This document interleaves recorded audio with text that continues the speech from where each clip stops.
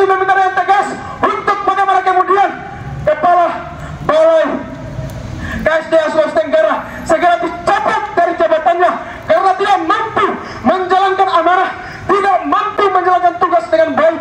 Terbukti pada kegiatan rehabilitasi daerah aliran sungai yang berjalan sejak tahun 2016 sampai 2024, kurang lebih 8 tahun program itu berjalan, sampai sekarang tidak selesai. Bahkan tidak ada tanda-tanda untuk bagaimana kemudian ada etikat baik dari Kepala Balai KSDA Provinsi Sulawesi Tenggara untuk bisa menyelesaikan program tersebut. Olehnya itu, kami hadir di sini yang merupakan representasi dari tanah masyarakat Sulawesi Tenggara, pemuda-pemuda dari Sulawesi Tenggara, datang secara langsung kepada kantor Kementerian Lingkungan Hidup dan Kehutanan dengan meminta yang tegas kepada Ibu Menteri Siti Nurbaya untuk kemudian segera mengevaluasi sekaligus oleh kepada Kepala Balai KSDA Provinsi Sulawesi Tenggara yang kami anggap lalai dan tidak tuntas dalam menjalankan tugasnya, karena kita ketahui bersama saudara-saudara sekalian, banyak anggaran-anggaran dari pusat yang telah dikucurkan kepada daerah untuk kemudian diprioritaskan untuk segera diselesaikan. Tapi hari ini kita melihat secara gamblang bahwasanya hari ini di Provinsi Sulawesi Tenggara dijabat oleh oknum-oknum birokrat yang tidak amanah, yang tidak sesuai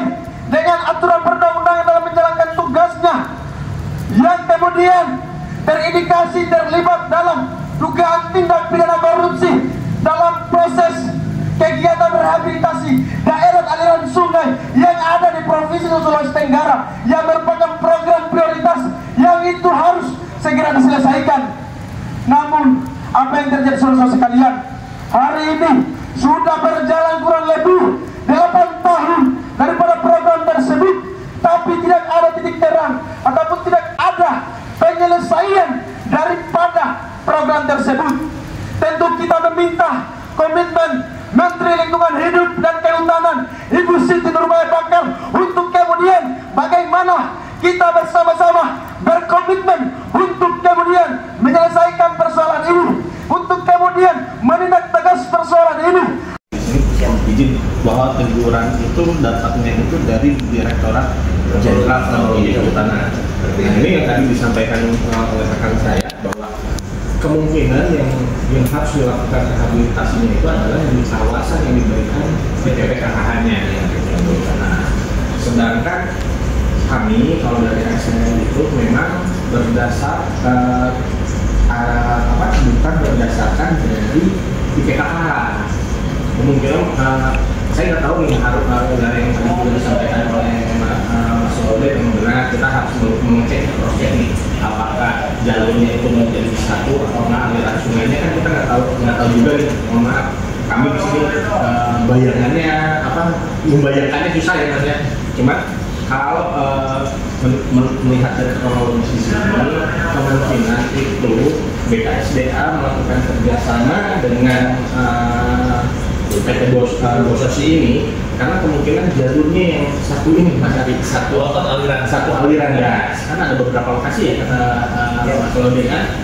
Nah ini yang harus yang memang harus di cross check gitu, apakah menggunakan ada yang masuk ke SN gitu kan, atau yang di luar. Tapi kalau saya melihat ini teguran yang dia di luar kawasan konservasi terkait IPKH, dan upaya ekosistem kehidupan manusia itu tetap terjaga. Kita tahu bahwa Sulawesi Tenggara adalah salah satu wilayah yang memiliki sumber daya alam yang begitu melimpah. Ada emas, nikel, batu bara, ada tambang gamping. Tentu rehabilitasi hutan itu perlu kita lakukan.